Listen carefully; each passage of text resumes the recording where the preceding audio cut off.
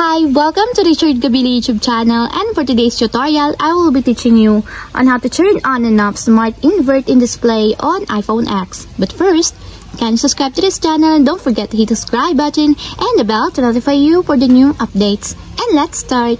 Using your iPhone X, from your home screen, first go to Settings. Then in the Settings, scroll down and find the Accessibility and then Top. Then in the Accessibility, go to Vision section and then tap the Display and Text Size. Then in this part, in the Display and Text Size, find the Smart Invert, and as you will see, there's a switch button located on the side of it. Then all you have to do is just tap it, enable until it becomes green. When Smart Invert is enabled, it reverses the colors of the display except for images, media, and some apps that use dark color styles.